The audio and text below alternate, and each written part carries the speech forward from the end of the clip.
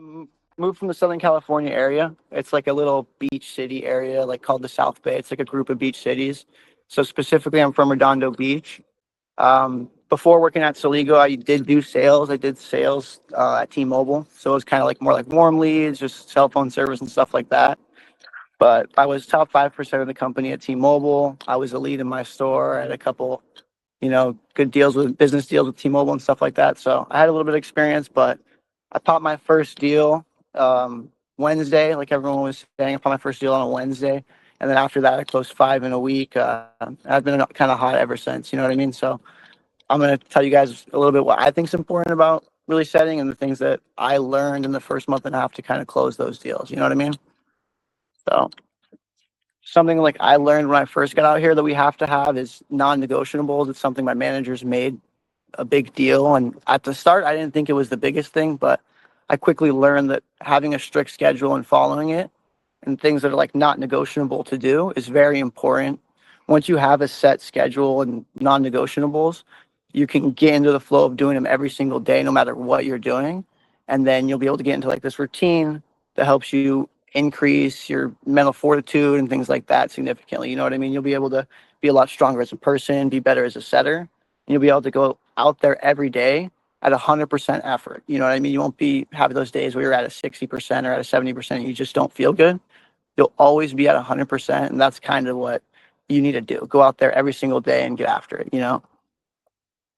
So like setting a strict schedule, waking up early, things like doing good things on a consistent basis to help you like gather your thoughts and collect yourself are really big for me, because when I wake up super early in the morning, I used to trade option contracts when I lived in California. So I kind of had to wake up early.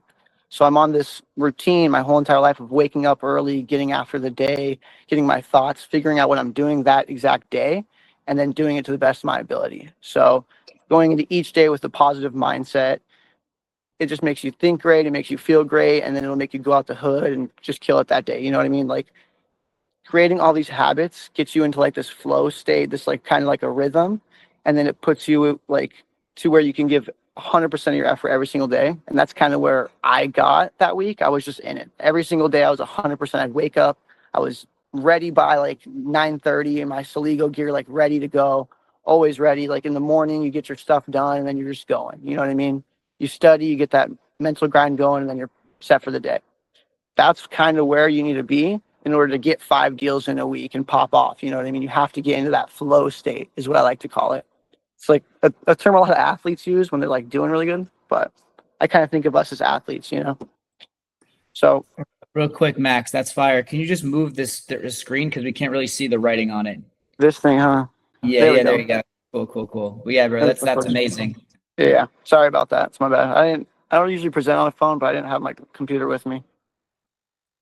Yeah. So a big thing that my recruiter, Keone, he actually made me write down why I was here. He sat with me in a room for a long period of time when I got here.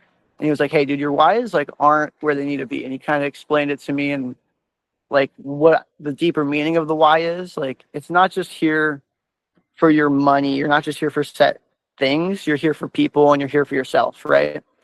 Once you find out that you're like why your why is so important, it'll put you in like a good mindset and it'll get you going on the day, and it'll be like, hey, I'm here for my parents, I'm here for myself, I'm here to grow as a human being.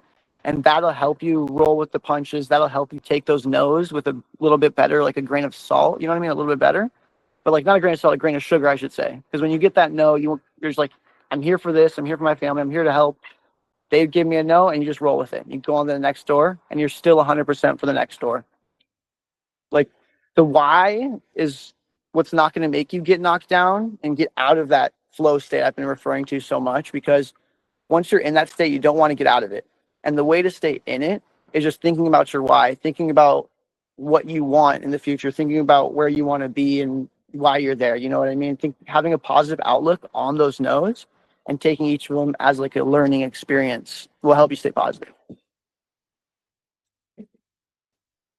So yeah, goals, they're huge. Everyone kind of in this call probably has goals. I mean, I know I have a lot of goals.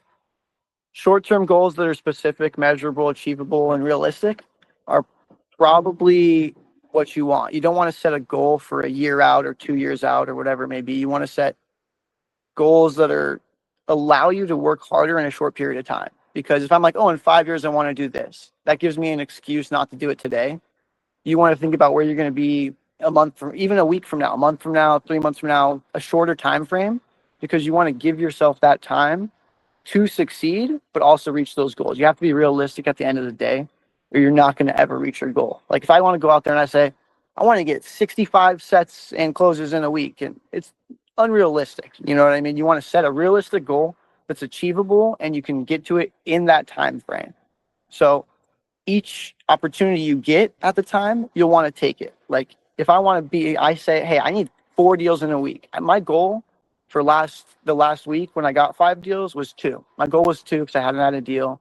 So I said, hey, I'm going to set a goal for 2. I'm going to get my first one and get a second.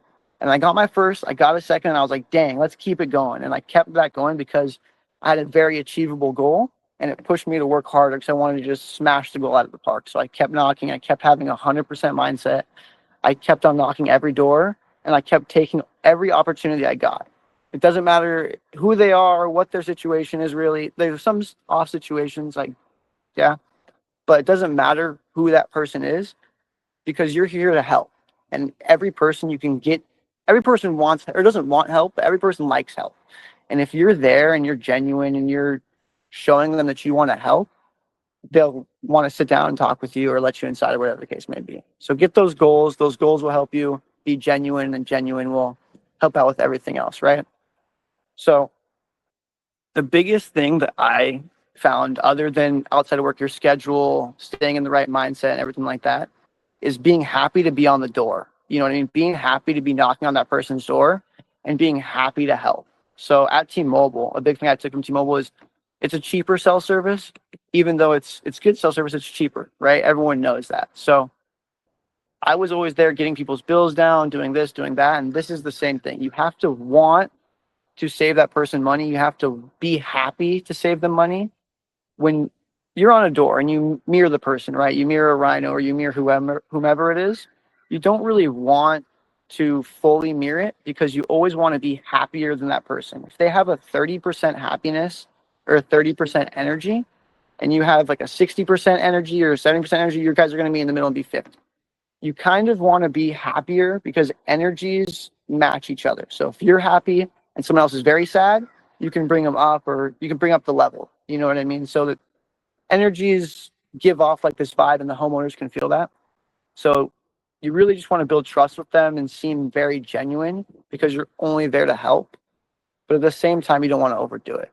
Like you can be on a door and you can be smiling and whatever, but you don't want to overdo it because too much generosity doesn't seem real. You know what I mean? You have to be genuine and you have to be there to help and just be a real human being.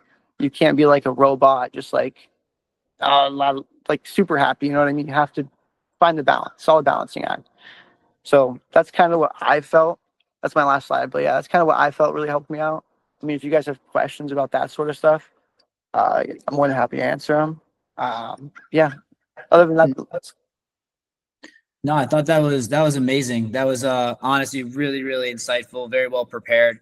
A couple of takeaways that I got from it is that it really comes down to your attitude, your schedule, and being consistent. Now, a question, I'm sure that, most of us, are wondering, and a lot of us go through is obviously, when it's good, right? Like right now you're on a high, like you're crushing it. For some of us that have done this for a longer time, how are you going to deal with the adversity and deal with, the difficulty of when you are struggling, right? Like what if you bagel for a whole week, right? What if things don't go your way? What if you set 4 deals in a week and none of them close or they cancel, right? Like what is your mindset, to stay positive and to stay consistent? yeah, I mean, that's like obviously like one of the hardest parts about knocking on the doors and like our job as setters. Like you can have a great week and then you can just not have a great week based on whatever. But for me, it's all about your why. You know what I mean? Like why I'm out here. I'm here for my mom to be proud of me, and I'm here for her to be like, she's been working her whole life. My dad didn't work a ton, and I want her to be supported. I want to support her. So even if I get a bagel for 3 days, I'm going to go out there that 4th day thinking about my mom and thinking about retiring my mom and how much I can help out my family. And then that will kind of push me, and it'll be like, hey, I know I'm bageling, but let's just get it today. It's a different day. Every day is different. And you just kind of have to take it like it is, you know? You get those no's, but No, absolutely. And that's exactly right. It's about the whys, right? It's about how strong your why is.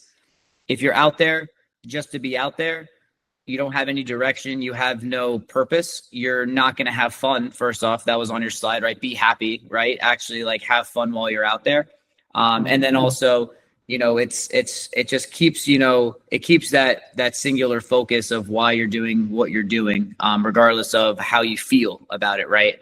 Because, when we're on the doors, it's not a very physically demanding job, but it's very emotional, right? Getting told no all day, every day, it is a little bit draining, mentally. So being able to just eliminate the emotional side of it, understand like, hey, this is the reason I'm here. Some people will say yes, some people will say no.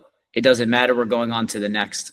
So another question for you, Max, is maybe getting a little bit more on the technical side. So you're in Daytona. From what a lot of us have, heard or done, Daytona is an area that, it has been knocked, quite a bit, right? So it's not like you're the first solar guy to ever step on their door. How are you getting over those objections? How are you kind of breaking the ice, with those homeowners, that again aren't maybe in a pleasurable mood to see, another door-to-door guy at their door, right? yeah, we get every neighborhood I go to has at least been knocked. Every person I knock on has been knocked 2 weeks ago or last week or whatever it is. But something we've been touching on a lot more recent, and what I've been doing this whole entire time is just selling yourself. I mean, you're not the first person to knock their door. You're not the fifth person to knock your door. You're probably the 10th, right? So if I go up there and I make them feel like I'm genuinely trying to help them and they like me as a person through rapport. I build a lot of my sales off of rapport, whether it's a football flag I see, whether it's something in the car and it's like a cup, or whether it's like something in the garage, driveway, gutters, front yard, whatever. They like me, and then it's easy. They're more willing to trust. The problem with a lot of solar salesmen is they don't have trust from the homeowner. So when you gain that trust, it's a lot easier to kind of get them to sit down and listen to you, Absolutely. Absolutely. Just differentiating yourself, right? Selling yourself instead of selling the product. Now, when it gets to, all right, so you've broken preoccupation, you got their attention. You give them, you're obviously giving them, your pitch. They have the idea. Let me ask you, do you transition, or what do you do normally after you kind of have sort of presented the idea to them? Like, what is sort of like your flow of setting, a solid appointment? Because we know that there's a lot of appointments that we'll set that we just know that are not very solid, right? So like, what are you doing to really make sure you're solidifying that appointment and that appointment is going to sit? Well, you have to get inside almost. I think you have to get inside every home. I know there's off chances where you're on the porch and it can still close, but I do a lot of like rapport built things, right? Like, you want to be there for a good while so they remember you and they're going to confirm in the morning. You know what I mean? I sit down with my appointment or my people I'm setting, and I sit there and I look at their bill and I talk to them. I'll put my contact in their phone. I'll set a reminder on their phone. Max is going to call us at 9 a.m. We have a meeting at this time, et cetera, et cetera. So the more you do for that person, the more they're willing to sit down, the more they're going to close. So whatever I'm in the home, I want to do the most for that person I possibly can, and then transition into rapport. Like, I had this homeowner, I went into their house and they had a ton of frog ceramic things. I don't like frogs, but they thought I loved frogs. And then I was with them getting the bill. Come to find out they had like 2 classic cars, like a 65 Mustang and a VW Bug in the garage. Went into the garage, sat there for 35 minutes talking about that. So I had the business side of things, and then I solidified it with them thinking I'm their friend, but still on business. Absolutely. Yeah. You're being genuine, right? You have to be genuine. You're genuinely interested in, the things that they're interested in, and you're able to find common ground. That's amazing. Now, kind of like a step back. I know, a lot of newer reps, and you're newer, so you could probably answer this question best. How are you getting inside the house, right? Like, what is your transition? Like, where do you see like, what line or which way are you getting inside the home most successfully? Yeah. There's no exact way to get inside the house. I think every home you should get in the house differently. I never get in the house just to use the restroom. I know a lot of people are just like, hey, can I use the bathroom? I've been out here a long time. I don't think that works because it's just not as genuine. I get in the house to talk to them a little bit more about the subject. And the way I do that is either getting the power bill, like planting the seed earlier in the conversation that it's a little hot outside, and then they build a little bit of rapport outside, and they like me and they don't want me in the heat or whatever it is. Or I see something in their house from the door and I point it out, and then I'm like, oh, look at that. And then we take a step inside and look at it. Or moving them around, like going to the meter and checking out the meter, and then going into the garage. And then from the garage, it's so easy to just say, when you get the power bill, you just walk in with them and you just follow them in. They usually hold the door open for me. You know what I mean? So every house is different. I just think you got to use all the ways and just be genuine. Like, Absolutely. honestly. Absolutely. So again, like, it's a classic saying, but motion creates emotion, right? So again, it's really tough to get somebody to be that, open and to really build that rapport and relationship just standing on a doorstep for 15 or 20 minutes, right? So like you said it perfectly, moving them to the meter, moving them to the garage, maybe going to the backyard, showing them where the panels might go, seeing, oh, you have trees on this side of the roof, we might have to put them on this side of the roof. So that's amazing. Does anyone have any other questions, for Max? I think we're getting a lot of really good stuff here. So please, guys, ask away. This is why we're doing these trainings.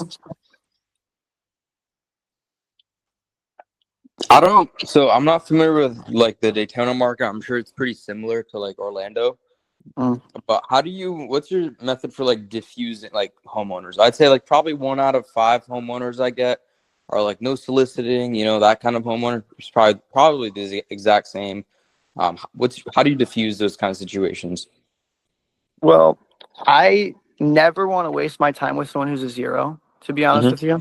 So if they're just like telling me to fuck off, if they're just yelling at me and screaming at me for no soliciting, whatever, I'm out of there. I'm on to the next one. I'm not going to let it ruin my day and ruin my mindset. Yeah. But if I get like an inkling of like they're wanting to talk to me a little bit, you just kind of have to be like, hey, I'm not those guys. I'm not your like past people who are here. Differentiate yourself, make them like you, and then just be genuine. All you got to do is be genuine when they do that. It's hard to yell at someone who's like trying to help you and who's like smiling and being happy. Yeah. You know what I mean? I've had people who were like that, and then I would be like genuine, just be happy and trying to help them.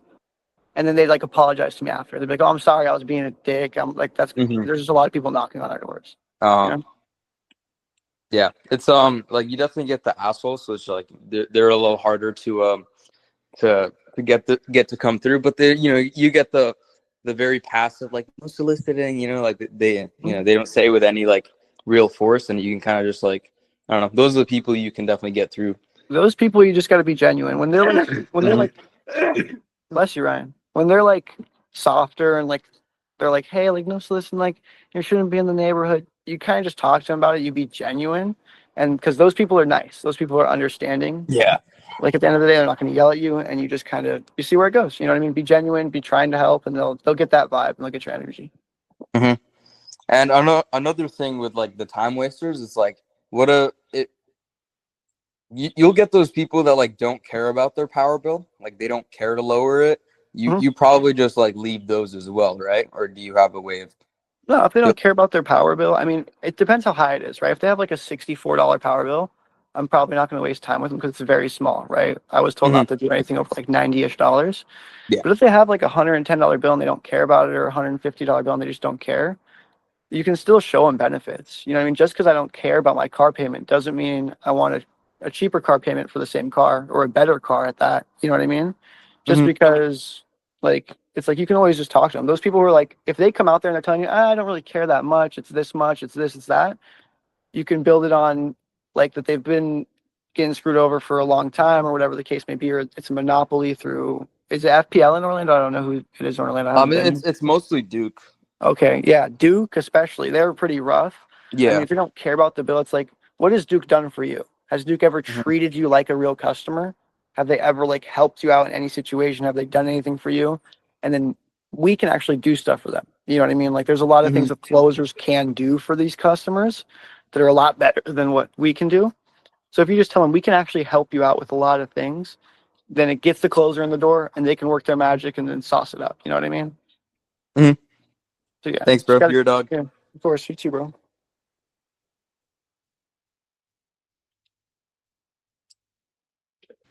Yeah. That's Max. What are you doing to really like bring up the pain, right? Because we know like you have what are you doing to create emotion on the door? Emotion on the door with pain is like a lot of these people, and I don't know about every other market, Daytona, a ton of people have been here for a really long time, and a ton of people don't like their electrical company, or they will like it, but then I make them not like their electrical company. Is the main thing I build pain on. It's not the price of it, it's not whatever, it's them like not taking care of them. Everyone likes to be taken care of. As a company, as Soligo, we can take care of our customers like however we want to, right? We can actually take genuine care. I build it that they're not being taken care of by their electrical company because their bills go up, because they've never seen anything good come out of it. You know what I mean? And that's a huge, huge thing. All my closes in that 5 week did not like FPL when I walked through that door. When I left, they did not like it when I left. It was like, oh, I don't even like, yeah, FPL, yada yada yada. They would say negative things about them, so I knew they didn't like them. And that's a huge, easy way to build pain other than the power bill. Obviously, the price of electricity, easy to build pain. Obviously, the monopoly, but just don't like FPL being a bad thing. You know what I mean? That's a huge, easy way to build pain.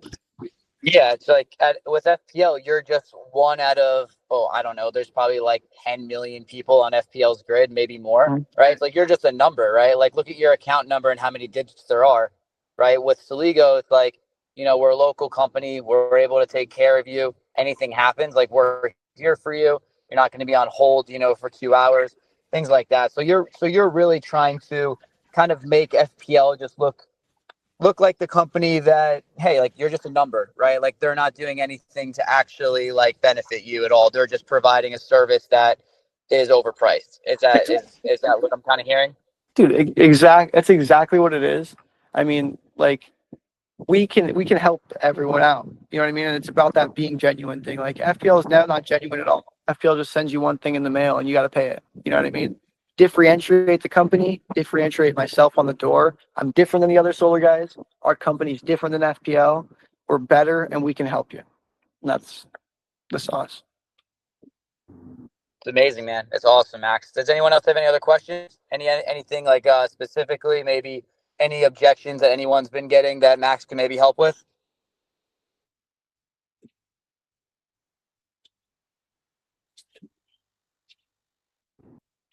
All right, cool.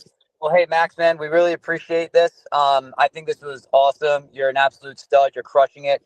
Keep it up. Thank you for being organized, having a solid presentation for everybody to get value from, and keep it going, man. You're doing great. So